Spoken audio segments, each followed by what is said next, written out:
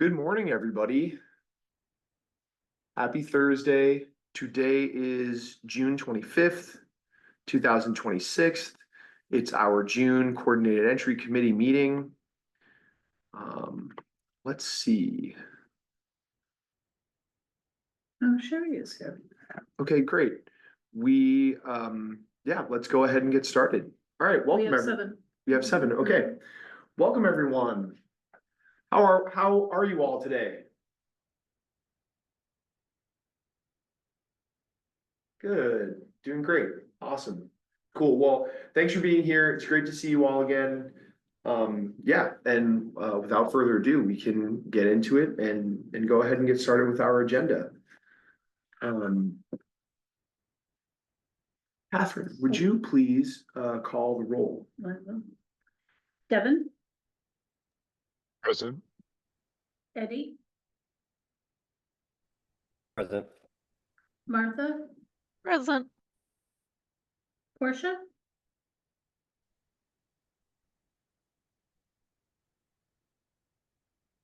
Elliot, Kelsey, Present. Sherry, Present.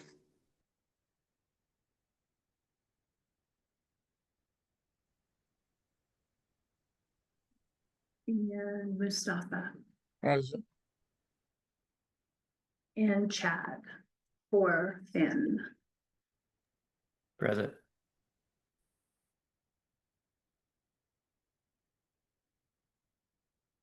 You have 8 members present and 4 absent. You have met quorum. Wonderful. I also think too that let's see, I'm just digging in my email one sec. Everyone just feel free to be at ease for a sec.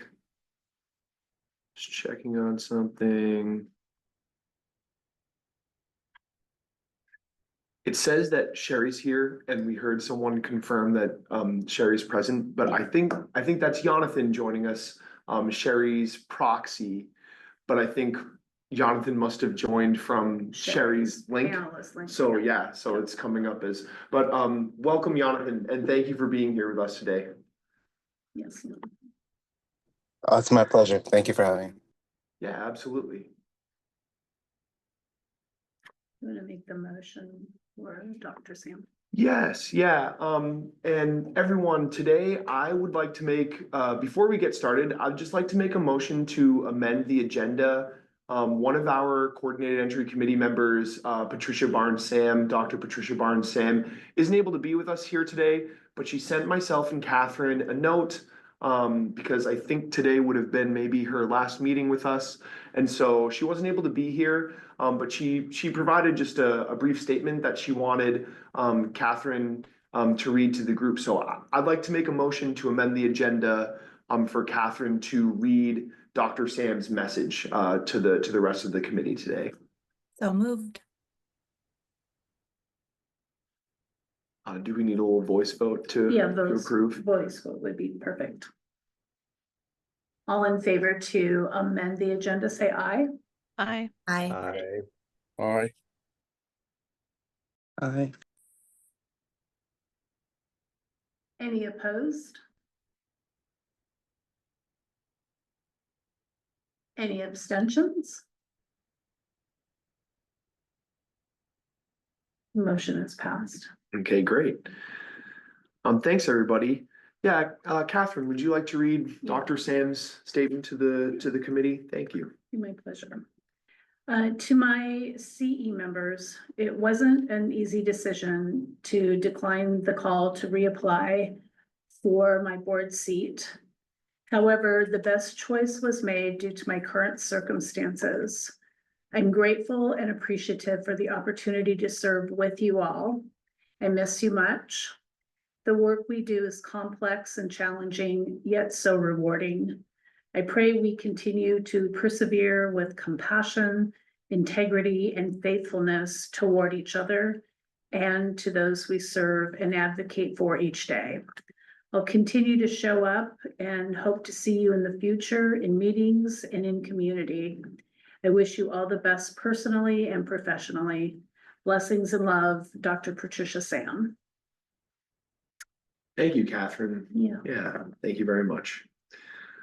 Wonderful. Okay, we'll continue along with our agenda today. We'll start with our theory of change. Our theory of change says that if we create a homelessness response system that centers people with lived experience of homelessness, then we will be able to respond to needs and eliminate inequities in order to end homelessness for all.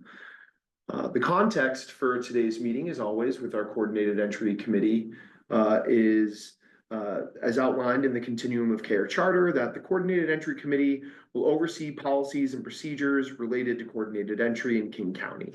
The CEC is responsible for identifying and approving policies and procedures that guide the coordinated entry system in King County, and the KCRHA staff will be responsible for implementation of those policies and procedures. We also respectfully acknowledge that we live, work, and gather on the ancestral homelands of the Coast Salish peoples, specifically the traditional territories of the Duwamish, Muckleshoot, Snoqualmie, Suquamish, and Puyallup tribes. We honor their descendants who have been the original caretakers of these lands and waters since time immemorial. This acknowledgement is a commitment to continuous stewardship, allyship, and uplifting Indigenous communities. So thanks, everybody. Thanks for being here. It looks like Jaja is in the attendees. Oh, great. Can you Promote her. over? And it also looks like Dr. Sam Is here. is here. Oh, wow. Okay. She's here to vote and off camera. Okay, let's see. I'm promoting Jaja to a panelist. I do not see Dr. Sam. She's Oh, she's in as a an attendee.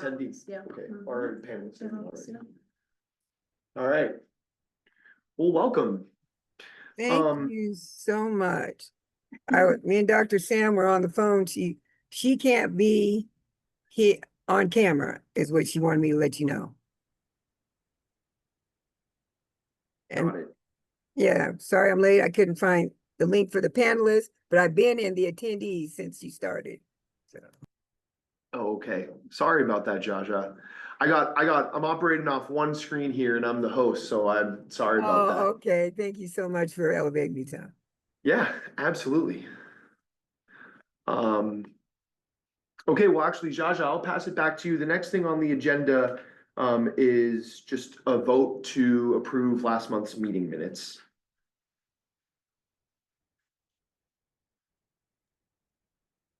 I motion that we approve last month's meeting minutes if there's no objection. So moved.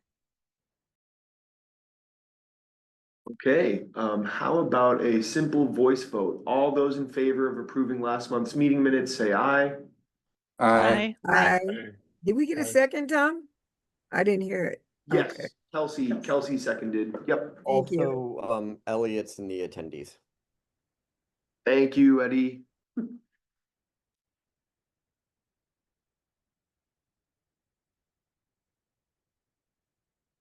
Great. Okay, welcome, Elliot.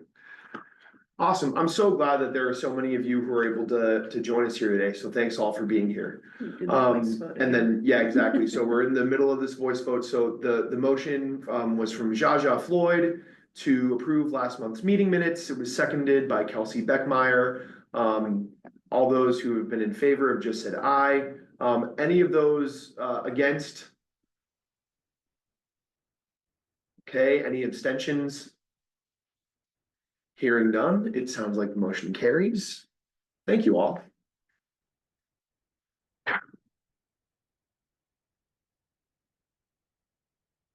Great. Jaja, the next thing on our agenda this morning is public comment.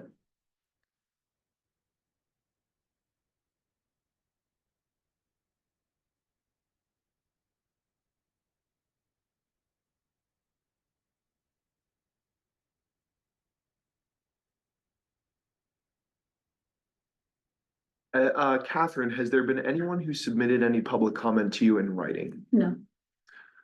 Okay, great. We do have several attendees here who are watching us, joining our meeting today. And so we have no written public comments submitted to us.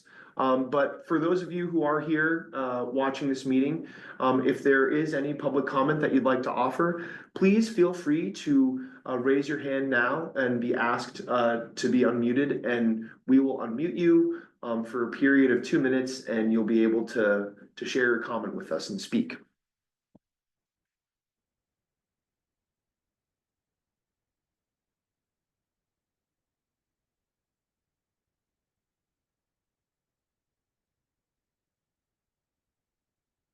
Okay.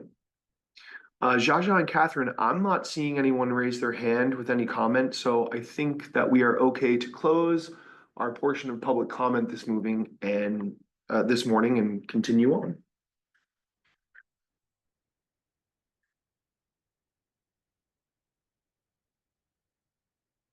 All right. The next thing on our agenda today is an update and some good kind of update and content on where we are at with our new coordinated entry assessment tools. So I'm going to go ahead and share my screen.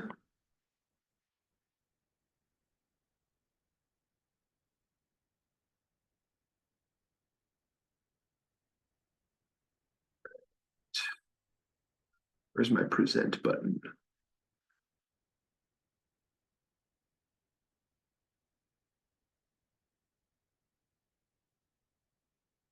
I want me to present in Teams. I just want to present regular.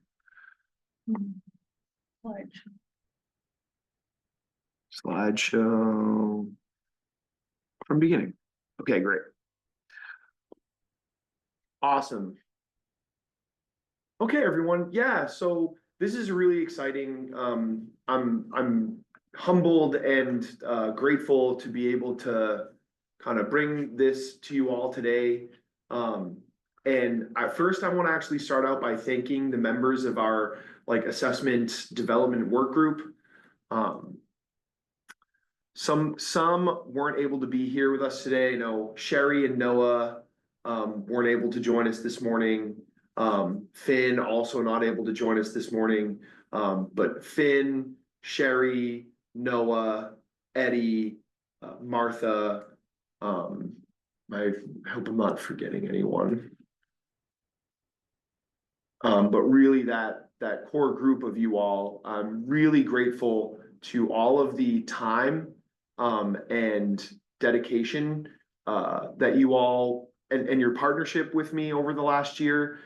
This really has been a year-long project from about last summer when here together in this group, we all chose to take this step for our system, for our coordinated entry system, and commit to this work together. So I think first, I'd just like to ask the rest of our committee members, to kind of give a virtual round of applause for our partners here in this space who worked with me and our team to develop these tools. And I just want to thank you all for your time and your commitment. It's been great to spend this time with you and continue to deepen our professional rapport and relationships together and do this work together. And I'm really excited and frankly very proud of the work that we've been able to do together as a community. So I just want to thank you all, and if you all could give a virtual round of applause for your colleagues here in the space. For those who are here with us, and then also too, we'll make sure that thanks is passed along, like I said, to Noah, Finn, and Sherry too, because they also really showed up for us this year. So thank you. With that said, I have given several presentations to this group as well as to the CoC board over the last couple of months, kind of really more highly detailed about the contents of the two assessments. But as a summary, there are two assessment tools that we're working on. I'll actually go back to the first slide because they're called the Triage and Housing Barriers Assessment Tool, and then the Permanent Supportive Housing Assessment Tool. And over the last couple months, I know that I've gone into greater detail with you all about the domains that these tools cover, the types of questions that they ask, asking about people about their homelessness history, housing barriers that they're experiencing, health risks, whether or not they're fleeing or attempting to flee, interpersonal or domestic violence, their geographical connections, their social supports, all those types of things. And so I think, you know, for if you're wanting still kind of more some grounding in all those particular domains, I think, you know, I've shared the tools with you. They're in your email inboxes. We have the past recordings of these meetings and the CoC board meetings, where, you know, I go into greater detail about that. But for today, really, I kind of wanted to keep it a little bit more high level, so that we can have some more time for discussion. You know, we've worked on those tools. We've got them completed, and then really over the last month has been some pretty rigorous rounds of feedback. So you all, as members of this group, have given me feedback on the tools. I've gotten feedback on the tools from members of the CoC board. I have gotten feedback on the tools and discussed them with members of our executive leadership team here at KCRHA. I have circulated the tools among members from our partners, cross-system partners in the King County Behavioral Health and Recovery Division. I have had some really wonderful conversations with members of King County Public Health, and I'm really grateful for their involvement. People from the like Street Outreach and Healthcare for the Homeless Network, HHOT nursing team, really grateful for them taking the time to read the tools and give me thoughtful feedback on how we are collecting information from our, you know, homeless neighbors and vulnerable neighbors. And so that's been really wonderful. I've also gotten feedback from the provider community. So circulating this with providers and getting their feedback as well. So right now, what I wanted to talk to you about is how we are incorporating this feedback and really kind of incorporating it, talking about a little bit of what some of the feedback actually is, and then incorporating and how we're incorporating that feedback to bring these tools to a place where hopefully you all can vote to endorse that we move forward with having the CoC board vote to implement these tools in the community. And you know what? This might be a little bit tricky for me because I didn't know. I'm only on one screen here, so I'm gonna do my best. If people have questions, I'm happy to take the questions while I'm talking. But just Catherine, if you could either like monitor for raised hands or monitor the chat, or honestly, just feel free to shout it out because I'm just going off one screen. So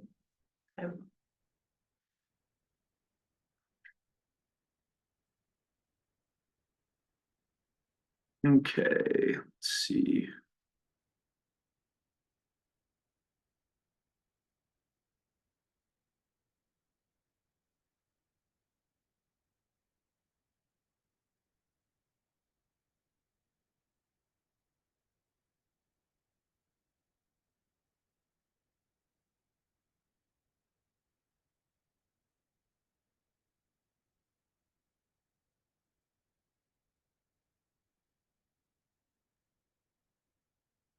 Okay, so I got a lot of really thoughtful feedback about making sure that we're incorporating checks in both phases of the assessment, that we're incorporating checks for folks who have ADA needs, and making sure that there are questions regarding those different ADA needs in both phases of the assessment. I think it's important to have them in both, that from the initial triage and screening, that we're asking folks about if they have any ADA needs, and then also when we are having conversations with folks about who might need a more robust intervention like permanent supportive housing, that we're also asking them about their ADA needs there as well.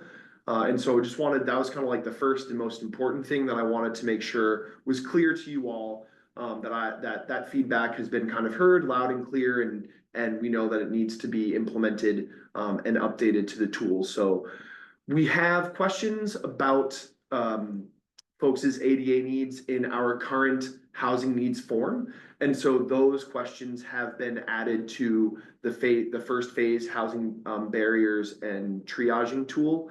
And then for the phase 2 of the assessment, I've gotten a lot of really thoughtful feedback about that initial screening section where we had questions that were kind of really trying to get at whether or not folks, they're likely in need of permanent supportive housing, but also trying to get an idea of, knowing that permanent supportive housing programs are also not nursing homes and not skilled nursing facilities, making sure that we have an understanding of what folks' needs are that might be beyond what a permanent supportive housing project can provide. So if there are people who's, for example, have wound dressings that need to be changed, and maybe they need multiple changes throughout the day, this is not the type of thing that's going to screen them out from permanent supportive housing. And I think that was the feedback that I got from multiple different sources. So I hear it loud and clear that the way that that language was originally worded in the drafts kind of led folks to believe that if folks were answering yes to questions like that, like if they needed supplemental oxygen, if they needed multiple wound dressing changes per day, if they were experiencing cognitive decline and weren't able to take care of their activities of daily living, these were not questions to screen people out, but rather highlight the need. And so the language is being amended to really more transparently let folks know about that these are not screen out questions, that these are just highlighting what the limits of kind of like already built-in supports are in permanent supportive housing projects, and orienting assessors to the reality that if some of these circumstances are true for the folks with whom they are working, that they might also require additional supports that supersede, kind of standard permanent supportive housing supports. So that's kind of this ADA and also the ADL piece of feedback that we heard and are making sure is incorporated in both phases of the tool. The other piece of feedback that we got that we are incorporating is, well, we've already been working with our DV system partners to ensure that the way that we are asking folks about their experiences of interpersonal violence or domestic violence are thoughtful to the realities that for many people who are experiencing interpersonal violence or even abusive relationships, they might not identify their experience at the time that they are, having this experience as domestic violence or as interpersonal violence or abuse. And so making sure that those questions, we got some really good structured feedback from our DV system partners to reword those questions to ensure that we are also incorporating people's experiences that maybe they're not identifying that, oh, I am experiencing domestic violence right now, but trying to pick up on context clues and awareness of different interpersonal dynamics that might be the criteria for an abusive or interpersonally violent relationship. So that was some great, cross systems feedback and collaboration that we got from our domestic violence partners. The other piece of feedback that we got too is to make sure that we have disability access groups and also direct,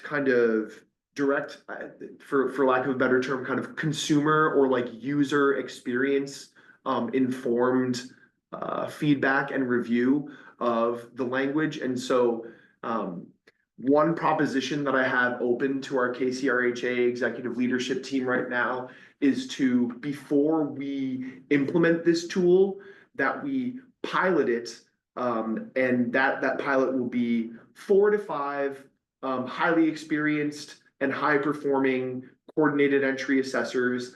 I'm working with our different provider leadership groups to identify a pool of several different coordinated entry assessors from different populations, youth, single adult, family, and potentially even veterans, and have them pilot the tool with about 30 to 40 folks who would be seeking services through the coordinated entry system to get those folks' direct experience with what is it like when you are on the receiving end of being interviewed with these questionnaires? What's their experience? How do the questions land with them? How does the interviewing process land with them? And then before we would implement this tool with the community, we would be incorporating that feedback into the interview guides and training for assessors themselves. And that's a great segue to another piece of this, which is the development of the interview guides. It's going to be very incredibly important to make sure that we have a lot of and we have materials in development to train and support assessor staff in ensuring that the way that these interviews are delivered and also the language and the scripts that they're using to administer the interviews are not overly formal and kind of otherizing to those who are going to be having to those who are respondents who are being interviewed. So these were some pieces of feedback that we got, and then making sure that we're working with these disability access groups to get feedback to make sure that how folks with different ADA and disability needs are being interviewed about their needs, that they're able to answer in a way that we're actually going to be able to make tangible resource connections for them from how they're interviewed.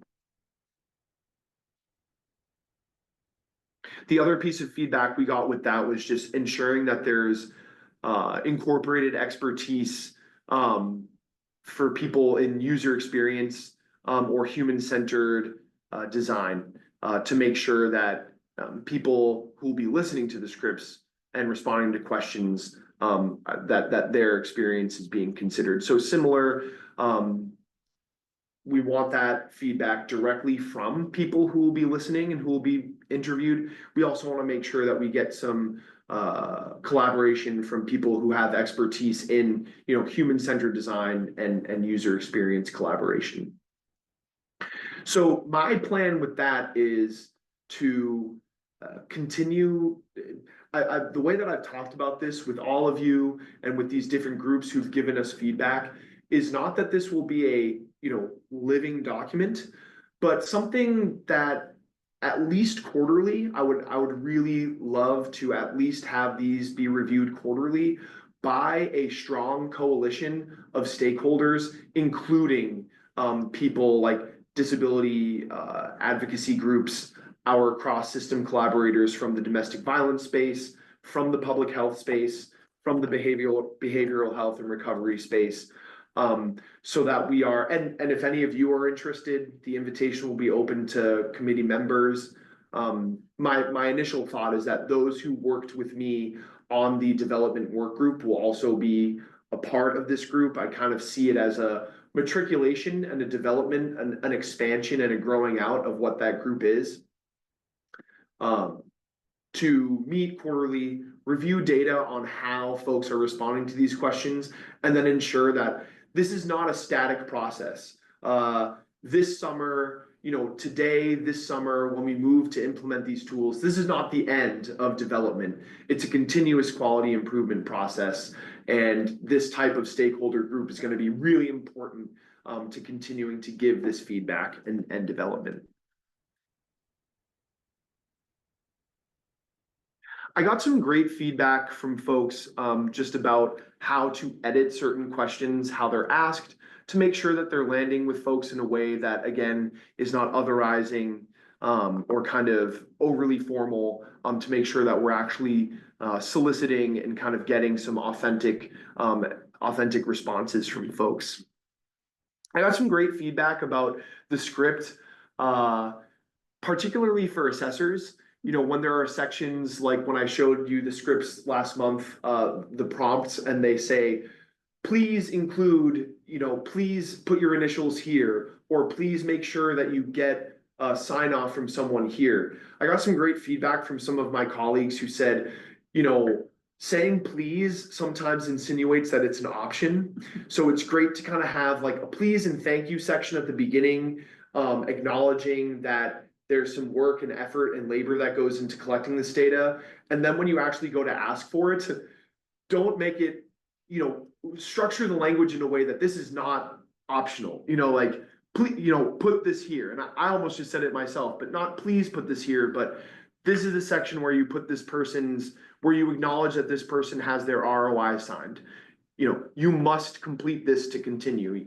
So making some of that language, you know, the way that was written might have wanted to express politeness, but I got some good feedback from my colleagues that, you know, you can make sure people will, you know, assume that you're being polite if you put a little please and thank you disclaimer at the beginning. And then when you go to ask people for that stuff, to structure the language in a way where this is not optional, you need to kind of put some of your contact info, the folks' contact info, things like that, where it's really important for our team and for other providers to be able to know who was the original administrator of this assessment, because if people are being reassessed or if they're coming up in the system at a different time, they already have one assessment. We want those assessments to be updated and not for people to have multiple. And so it's really important that assessor contact information is included so that different, you know, different members of our assessor workforce are able to call each other, email each other, check in and collaborate about the folks that they're working with. You know, hey, Catherine, I saw that you interviewed Eddie last month.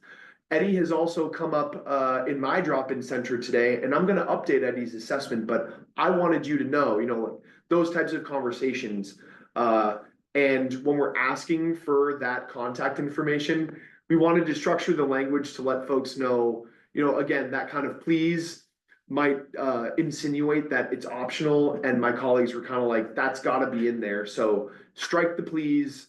We know you want to be polite, but people got to put this information.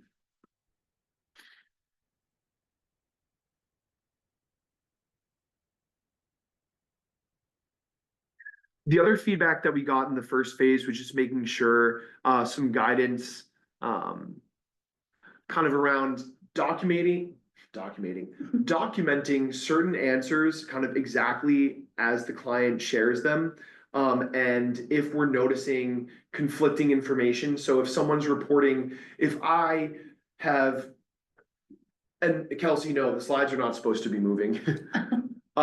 If I have entered, if I've entered a drop-in space, and I have an obvious and visible wound, you know, somewhere on my body, and then someone asks me if I have any medical concerns, and I say no. But it is obvious, you know, abundantly obvious to the assessor that I do have a medical concern, and it's maybe like a gaping wound across my chest or something like that. That there's kind of space and the availability in the assessment, like a text box or some type of check for the assessor to be able to highlight. Tom reported no, that he has no medical concerns. I observed a large gaping wound across his chest, and I want that information here tracked for the record.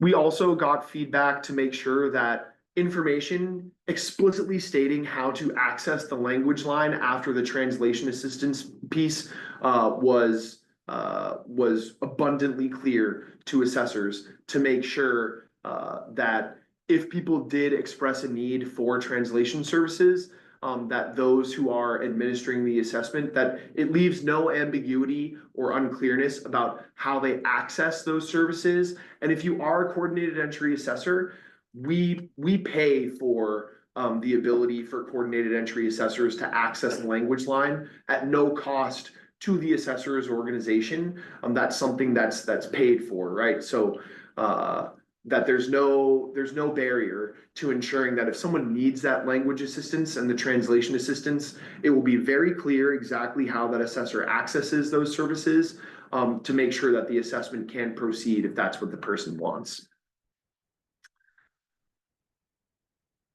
So there's a lot of different points of feedback here for the first assessment, and I want to be respectful of all of your all's time, but I think I really hit on some of the kind of major and important things there. And those are the things that I heard from you and from the community, and are getting into this tool to make sure that it enhances and improves upon what we had already built as a group. For the second phase of the assessment, I got some feedback from our partners about not only asking about just activities of daily living, but what are also called instrumental activities of daily living. So things like cooking, cleaning, managing finances, grocery shopping, managing meds. Those are all things that if folks need help with that, if folks need help with their basic activities of daily living, those are things like bathing, toileting, transferring out of their bed, etc. And then the instrumental activities of daily living, like I said, are more like cooking, cleaning, managing their money, grocery shopping. The instrumental activities of daily living, those are really the things that are the types of services that housing support staff, permanent supportive housing case managers are meant to assist with. So some questions there to ask people's level of need with that will be a really great indicator for us. If those are things that people need help with, then it sounds like they would be that they would really benefit from permanent supportive housing. So we got some feedback about that.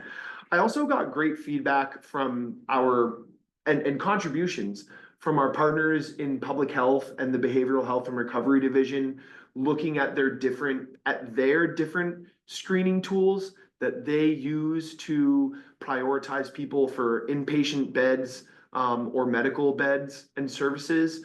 And so got some really, validated and concrete tools. One of them is called the Locus. There's another one that's called pull it up. Who knows? What was that, Mustafa? Who knows? No, HON. not that one. It's called the DLA 20. It's called. Oh, okay. Yeah. And so I have both of those, the Locus and the DLA 20, for reference and for kind of crosswalking with this second phase tool as well. I got some great feedback too. I know that one big concern from you all and from the community, really from everyone, is threading the needle of the need to gather as much information and all the information that it takes to make these really difficult decisions based on vulnerability. We are prioritizing people based on vulnerability, and we want to make sure that we are doing so with a robust and responsible amount of information, while simultaneously not overburdening and asking people really intimate details about their personal lives and subjecting them to like lengthy interviews. It is not lost on me that there are multiple assessments that we're talking about here, and that if people are going to need permanent supportive housing, then they're going to need to sit through 2 interviews. And so really kind of holding in tension the need to gather information, and also the need to kind of make the interviews as brief as possible. And so I got some great feedback about, and what the slides will move in a sec. And when they do move, what we're going to talk about is this tiering and mapping. And so I got some great feedback for the second phase of the assessment on, to the group saying, link back all the questions, how people answer the questions. Do those answers directly connect to something that's being used to tier folks on these different tiers that we are going to be prioritizing people with? And if not, strike the question, so that we're really only asking people about the essential things that are going to go into how we're tiering people.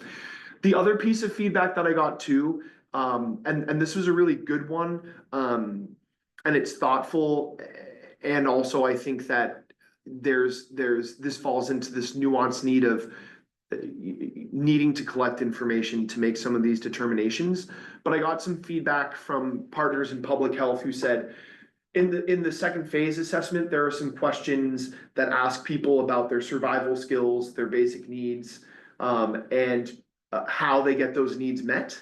And I got some thoughtful feedback that said, if asking those questions isn't directly connected to helping someone with a resource that's going to meet those needs, then consider striking it, because you're ultimately asking someone, about how they survive, and it's not actually going to be tangibly connected to something that then helps them meet that survival need, which I completely understand. And also there's some thoughtfulness there, because we also need to understand, and frankly, with this permanent supportive housing assessment, there is a need to prioritize people based on the ways in which people get their needs met, and have an understanding about that, because those are different domains and risk factors that render some more vulnerable than others. So, but I got some great feedback there about the thoughtfulness with that. The last thing I'll say about this too is just language around like traumatic brain injuries and dementia, and kind of just also including the term cognitive impairment rather than calling out those specific things. So and then one other two from our partners in the behavioral health and recovery division, just asking about what type of environment people would find supportive. Do they desire abstinence? Are they interested in decreasing their substance use if they use substances? Are they interested in on-site mental health options? And so I got a lot of resources from conferences on client-centered intake processes. And so that was some really helpful material as well to inform. Okay, so that's some in-depth summary there, but that's some really, I'll sum that up by saying really wonderful feedback that I got from the community. I was taking all of that up until last week. I had set a deadline to get the feedback to me by June 12th. And there were a couple folks who kind of were like, hey, we want to get this in. And I wanted to make sure that it got in there too. So I did accept it up through last week, and I am cranking away on making sure that all those different things are impacting the assessment tools.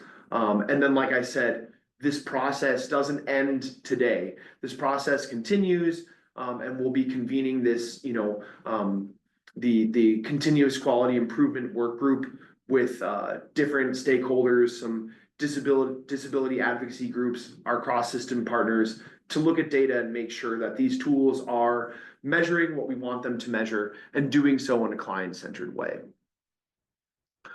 Okay, so now the good stuff. The proposed tiering and mapping.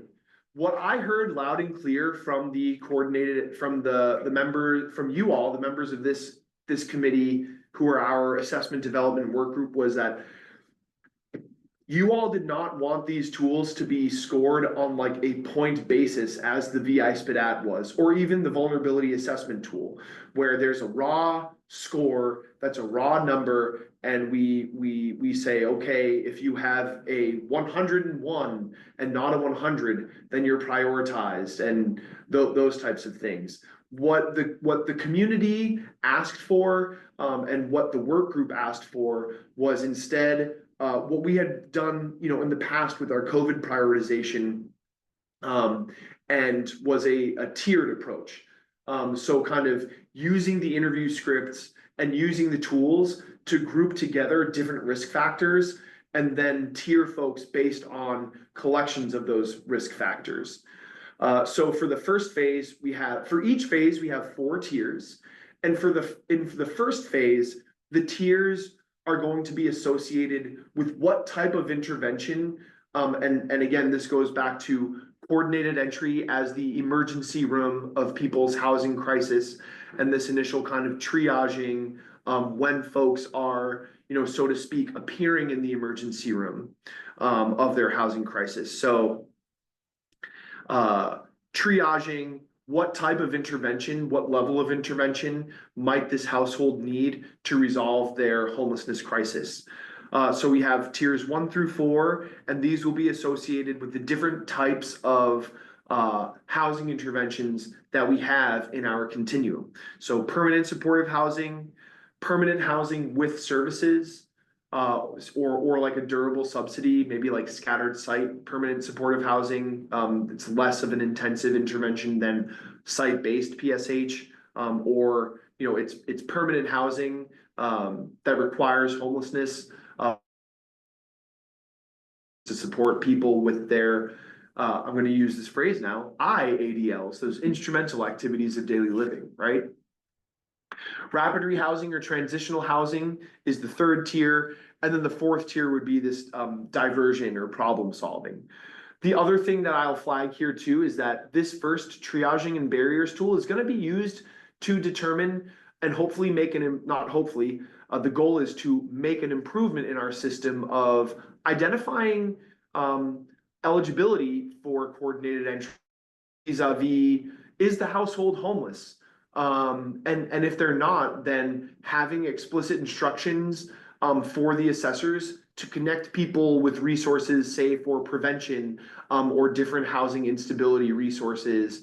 And then also kind of, this is also kind of like a data quality improvement for us to better track like inflow, outflow of the system, right? So we have folks who are approaching regional access points or approaching community access points, maybe experiencing a housing crisis, but maybe their housing crisis is not at the point where it's already occurred, and now the crisis is active in a way where they need a diversion or more intensive resource to resolve their homelessness.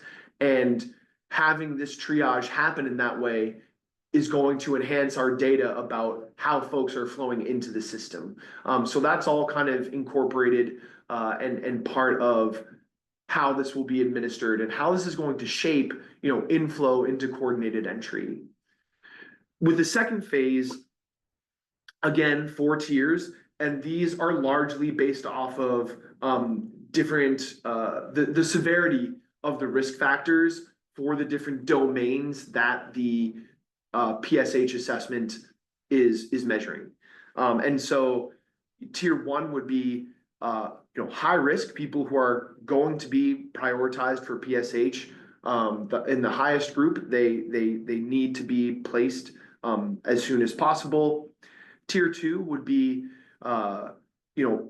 if there's no folks in this tier 1 group, then we can prioritize the tier 2, and same for tiers 2 and 3.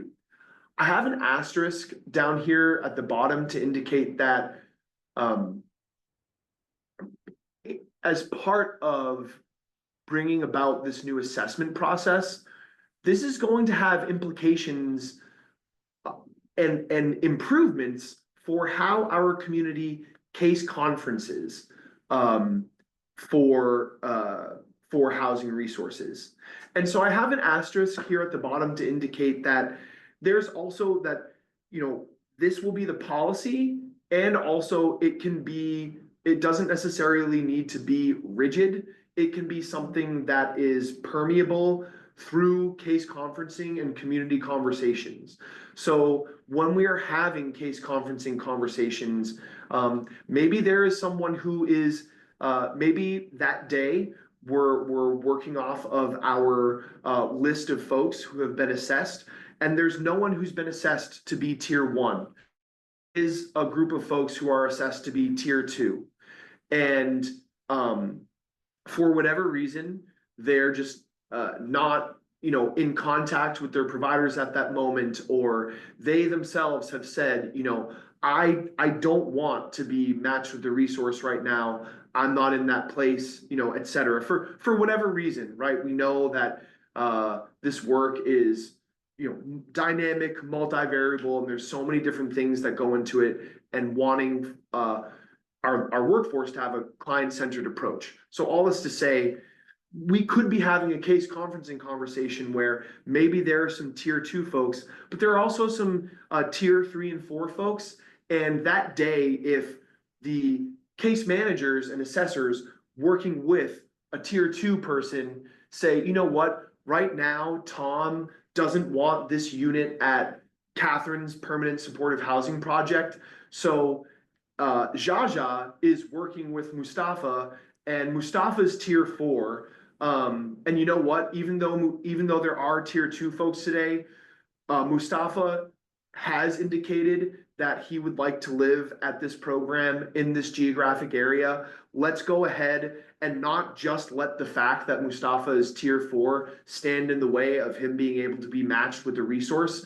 You know, this process that I'm kind of talking about, I like to call it kind of this like organic case conferencing process. So the policy is that we have these tiers to assign to folks. And also this asterisk here in this slide is to indicate that the case conferencing process, you know, I think this community has a legacy and a history of some really important and organic type of case conferencing conversations happening. That's kind of the roots and the history of where we come from how this work is done. And I think that there's a really important place for that ongoing and forward in how our case conferencing conversations happen. Here's a little bit more detail about how we kind of assign the different tiers. So the first slide was saying, you know, tier 1 in phase 1, permanent supportive housing, tier 2, permanent housing with supports, tier 3, rapid rehousing or transitional, and tier 4, diversion or problem solving.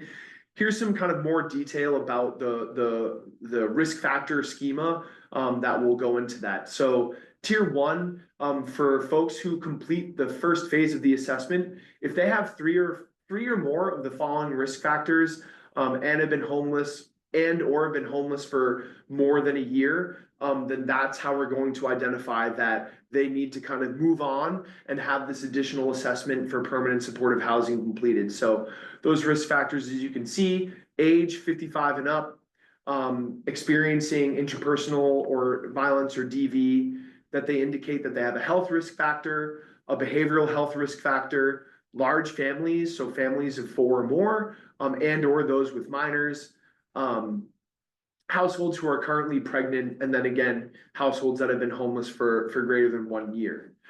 We talked about this with the assessment work group. I want it to be very clear that, you know, this risk factor is not the rigid definition of chronic homelessness.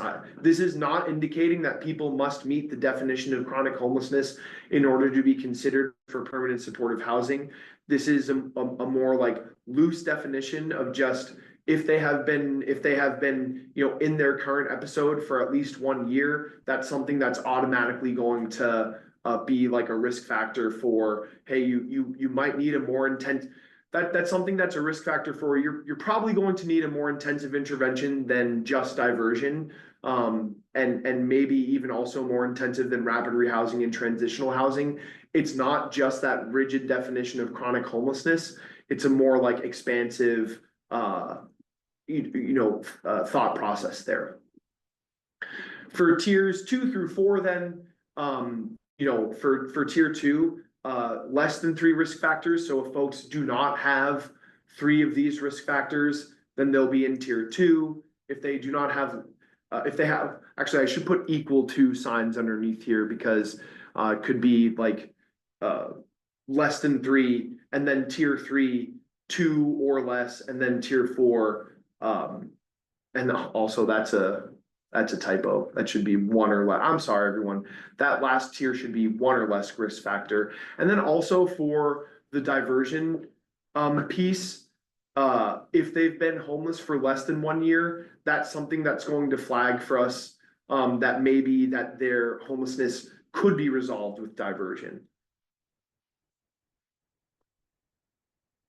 For the phase 2 mapping and prioritization, tier 1 is severe risk in the domains of mental health, substance use, organization and orientation, basic needs, survival skills, medical risk, and indicated mortality risk, which are those different morbidity factors, like a terminal illness, or a chronic health condition, like liver or kidney disease or lung disease or heart disease, or diabetes.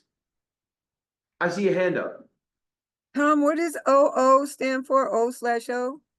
Organization and orientation. Thank you. You're welcome. Then tier 2 would be high risk, tier 3 moderate risk, and tier 4 mild risk. And I can share more about what the explicit definitions of those risk factors are in one sec. I gotta pull up and again, thanks all for bearing with me while I'm operating off one screen here, so. Let's see.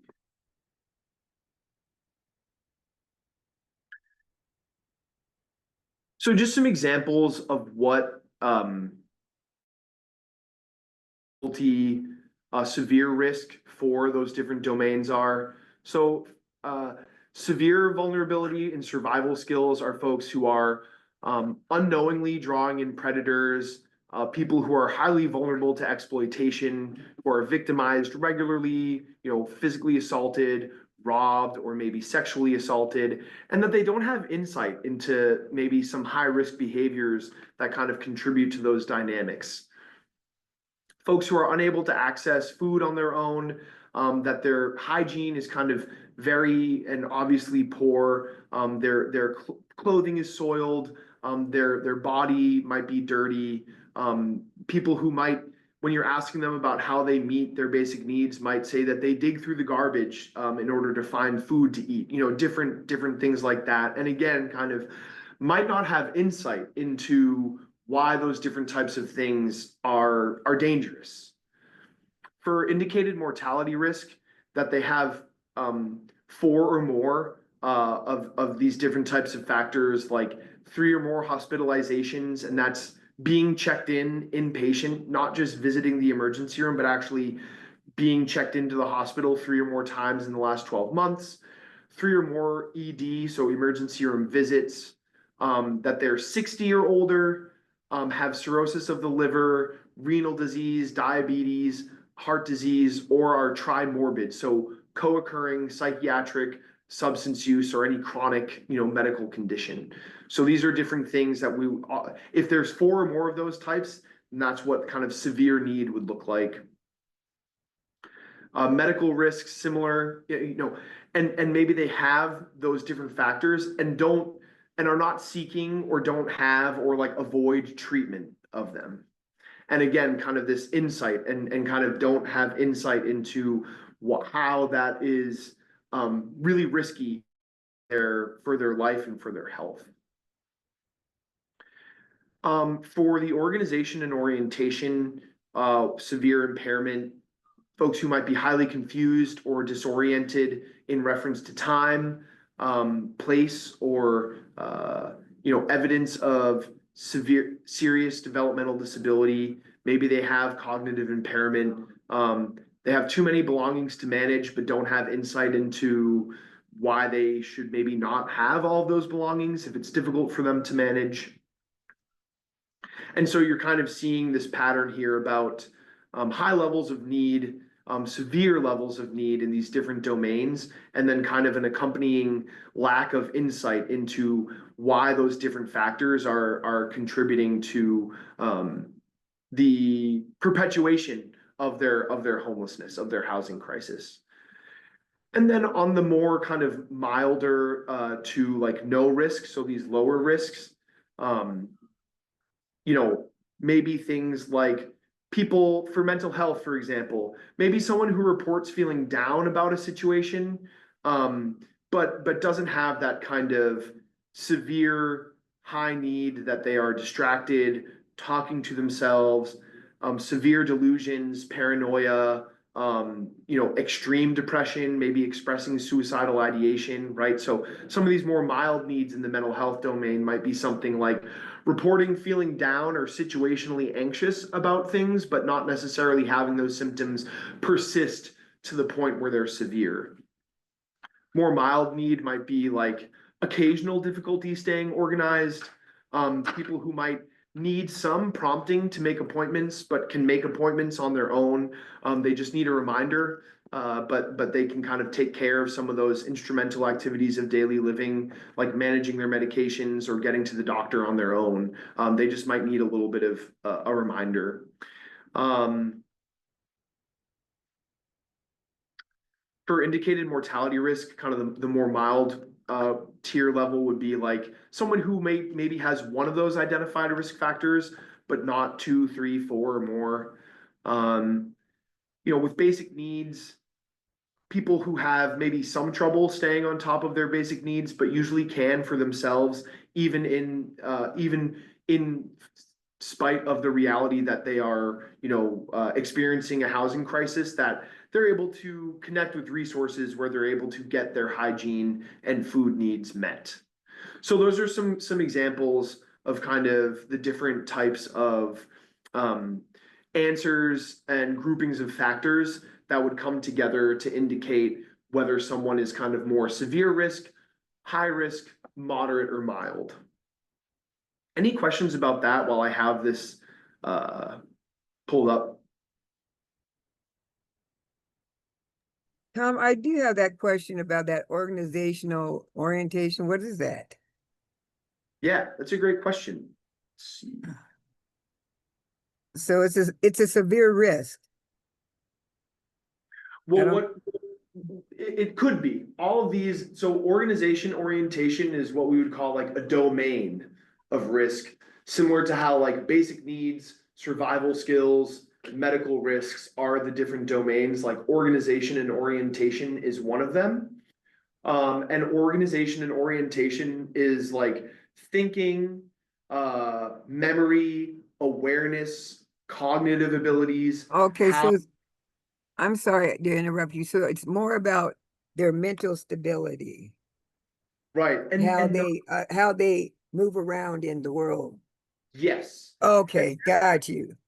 it can Okay. be closely related to people's mental health needs, but it's almost more kind of like how those manifest and impact, like you're saying, like how they move through the world. So I might be diagnosed with what some might consider a serious mental illness. However, I wear a watch and know what it means when it tells me that it's 9:30 in the morning. And when you, Jaja, as my case manager, say, Tom, you have an appointment with the doctor tomorrow at 9:30, you trust that I'm gonna look at my watch or look at my clock at 9:15 and be like, time to go to the doctor because I have an appointment at 9:30. You know what I mean? So yeah, so And so what you're saying is someone who you say that to, but is not able to comprehend or do those things makes them a severe risk. Okay, yes, exactly. got you. Okay, Thank you so very much. you're welcome.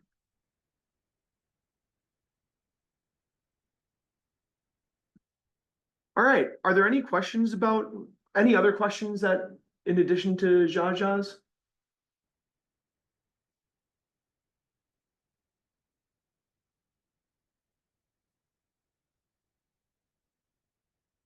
No, I'm not hearing any. Yeah, Catherine, check in. Have we lost folks, or I know that it's about 10 past. The meeting does go to 11:30, Yeah. so thank you all for. So we have. I think if we lose Kelsey, which it looks like we lost Kelsey, We're still we okay. have 7, Great. so we can't lose anybody else. Okay. Well, with that said, without further ado, It's still good. yeah, we're still good, and Yes. and So that means we're gonna vote now, Tom? On the CEC endorsement of proposed CEC assessment? yeah, that's the next thing on the agenda here. So I do want to make sure that if anyone has kind of questions or if there's any other kind of points of conversation before we kind of move to if anyone wants to propose that we vote on this, I want to make sure that there's some time for that too.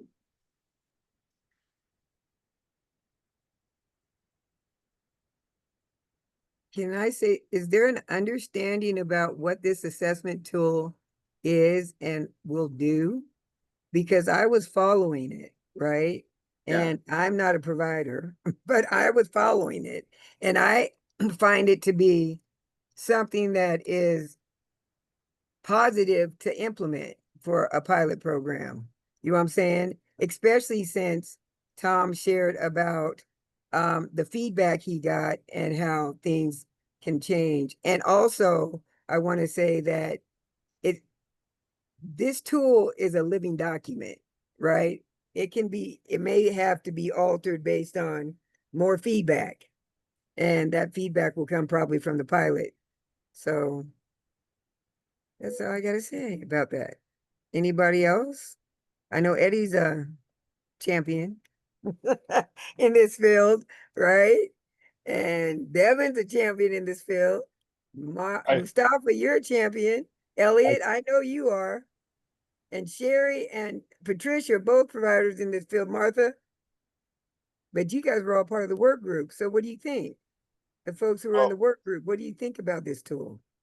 Jaja, I can share as someone who was not in the work group. I just really appreciate and see all of the thoughtfulness and intention that went into creating this, and then the feedback, extensive feedback that was received and then actually implemented.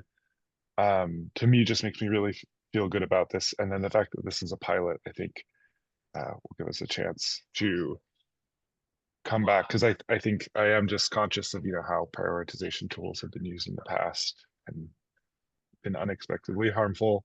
And this seems like a really solid tool. So I feel like it's been very well vetted, and just appreciate the work group. Thanks. Thanks, Devin. That was very positive. Anyone else?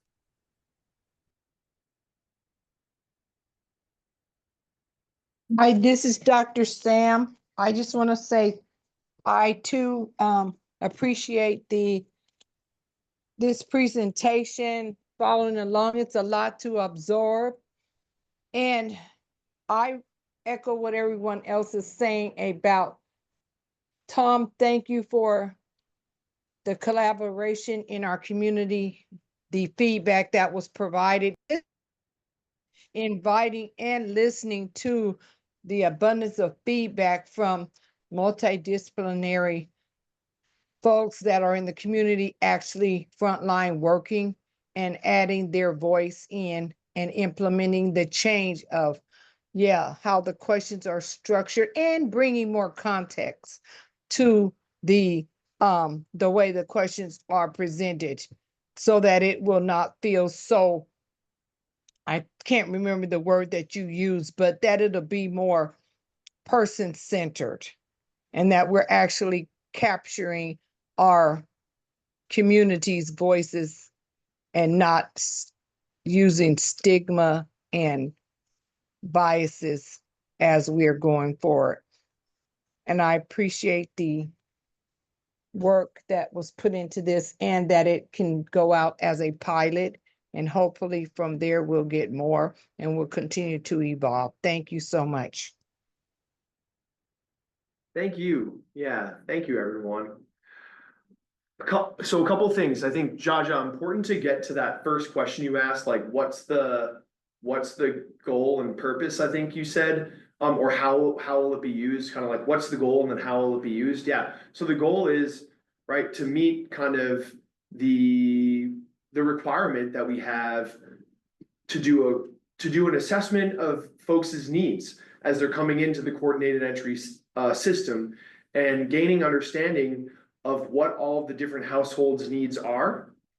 And then really the goal with this, in no uncertain terms, is to then prioritize folks for what we know are, right? All of you who are members of this committee have seen the data year over year come from us that consistently in our community, there are more people that seek services from the coordinated entry system than housing stock that we have available. And so in our community, we have that tragic reality that we have a need to prioritize people. And so the tool will be used to prioritize people for those resources. And I think it's really important for us, and I think something that I wanted to talk with you all, since these were members of the group that helped develop the tool, about kind of all the feedback and collaboration that went into and how the tool is kind of gonna be changed. And how the scoring, or not scoring, sorry, how the tiering is and mapping is going to happen. But I think the other thing to consider is this as an option moving forward, and so this is an option. And sometimes not to choose something is also making a choice. And what that other choice is that we continue on with what we've been doing for the last 3 years, which is prioritizing people really mainly just on how long their current episode of homelessness has been. And that really being the primary factor of how we are prioritizing households. And we are not, there's not much kind of thoughtfulness into how folks are being considered for the units that are available, and how we as a community are matching people to the services that we have. And I think one of the huge issues that we see with that, or one of the concerns that I have, and I know my team has, and I know that this community has, is that that means that on the back end, when people have already moved into a resource, we see a lot of these requests for transfers. You know, we see so many people saying, Tom was matched with the transitional housing project. He's been here for 10 months and has not been able to gain the stability that he needs in order to successfully find permanent housing on his own, which is the goal of a transitional housing project. And it turns out that Tom actually needs permanent supportive housing. Well, why did we have Tom matched with this transitional housing program to begin with? Why didn't we originally on first assessment match Tom with what he needs, right? So that's what we're doing now. And this choice is a choice to take a step in a direction to do something better and to gain a more comprehensive understanding of how to actually match people with what they need on initial triage and entry into this system. The other thing too that I want to make sure that it's really clear, because I think, you know, I will be asking you all to vote on this here in a moment, is that the pilot piece of this is really to get one final round of feedback from like direct consumer experience, direct respondent or participant experience. What I'm asking you all actually is that once we do that round of piloting, which would be about a 4 to 6 week process, that we implement this in the system and we start and we go live and we start prioritizing people off of this. Because my hope and my ask of you all today is that this rigorous kind of community, and I'm grateful to hear that you all are pleased with the amount of community involvement and review that we've gotten, is because I'm going to ask you that then once we pilot this for 4 to 6 weeks, that we implement it in the system and we begin training assessors and we begin having those assessors interview folks in coordinated entry with these tools so that we can start. So because right, if we have these two different choices to move forward with these assessments or to not, if we know what the risks and the concerns are about matching people to resources without really a fulsome assessment and without that thoughtfulness and basing it in a more robust series of risk factors than just the length of time that they've been homeless, and we know some of the harm that that's doing to people and doing to programs, and doing to our system, that we have a way to improve. I want to make sure one of the things that came out in this process was, why delay? Why wait to run an experiment to see how it improves before we actually implement it? And why not implement it once we've piloted it for some feedback? So I want to be clear that is the plan, is that we would look to be implementing this for real and matching people based off of these different tiers hopefully even as soon as October. We gotta finish developing some training, and there's a lot of thought that's gonna need to go into that training, but we wanna train folks in, September. And then start to interview people and have this be the coordinated entry policy for how people are tiered and matched as soon as possible. My goal would be October. But I just want to make sure that that's clear to people, because I know the word pilot gets used, but I want to make sure that we're clear, like what the pilot portion of this is, and then also what the goal is for implementation.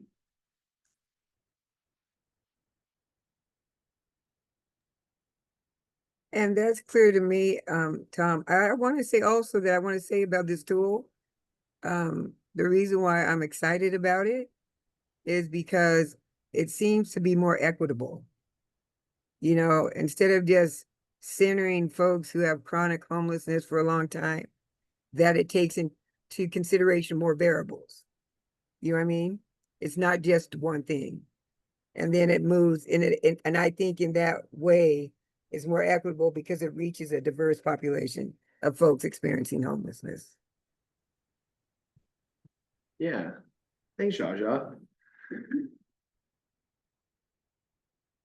Okay, well, then the next piece of our agenda here is a vote. I'll kind of pass that to you, Jaja, to maybe work with the committee to see if there is anyone who would like to take a step. All right, so I am calling it for the vote for the CEC endorsement of process, the CE assessment, as Tom has so wonderfully shared with us. And I need a motion on the table. I will make the motion to give the CE committee's endorsement to the proposal as Tom presented. Thank you. Eddie has made a motion to accept, to implement this tool. Is there a second? We'll second that motion. Devin Conexis has seconded that motion. Is there any discussion?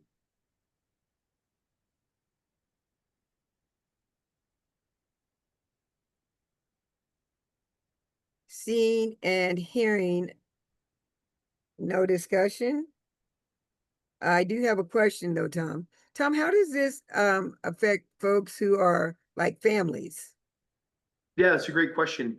I think if you caught there in the slides, there's explicit prioritization factors for large families, so 4 or more household members, and also those with minors. And then the other thing too, thank you actually, Jaja, for saying that, because one piece of feedback that I got internally here at KCRHA from some of our leaders was that they wanted to make sure that, because they've been hearing from the community that particularly for family providers, that units that family providers have that can accommodate 3, 4, 5 member households, that those are really going to, like, if there is a unit that can support a 5-member household, that a 5-member household gets that unit and not maybe just a 2-member household, right? So that's all part of why we're collecting that information in the tool. And then also in the like prioritization and case conferencing process, the matching process, making sure that those needs are being met. So thank you. Thank you for the explanation, Tom. And I appreciate that. And I did see in your slides where it said 4. So that's wonderful.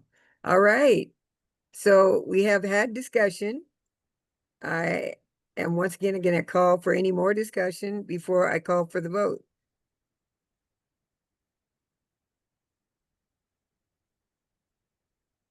And I'm giving it seconds and not minutes. How's that?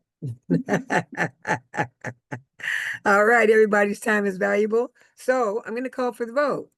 All those, oh, do we have to do a roll call vote, Catherine? Okay, I'm Yeah. going to send it over to Catherine to do a roll call vote. Thank you, Jaja. Devin? Eddie? Aye. Martha, Aye. Dr. Sam, Aye. Elliot, Aye. Jaja, Aye. Mustafa, Aye. motion has passed with 7 votes. Unanimously. Ah, that's incredible. Thank you all so much. Again, and thanks for some of those kind words just of encouragement about the work at the end there.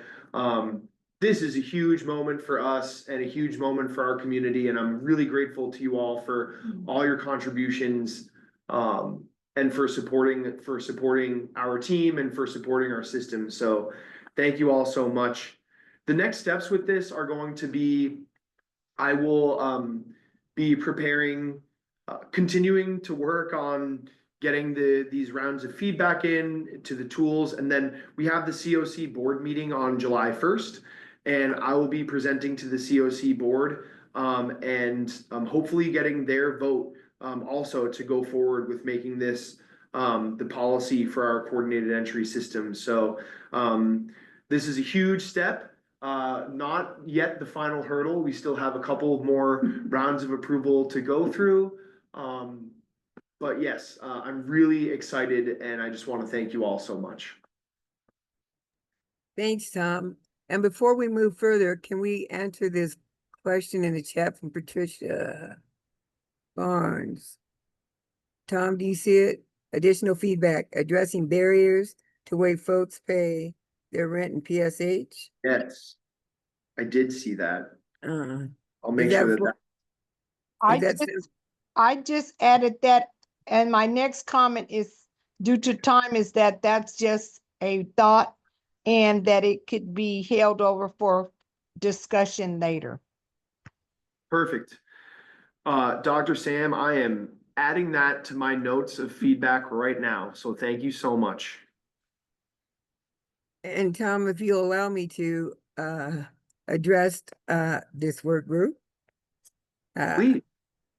Hi, I am Jaja Floyd. You know, thank you for allowing me to be your co-chair in this space. But I wanted to close this chapter as a co-chair. I am no longer going to be on the coordinated, the continuum care board, which is beautiful in ways because so many people have applied and my term has ended. And the people that have been put in those places are fabulous choices. And I just want to close this chapter as co-chair because, you know, I am a board member and that's why I am your co-chair. So not being a board member eliminates me from that position. I want to speak blessings over each of you. I want to thank you for allowing me to share this sacred space of service with you.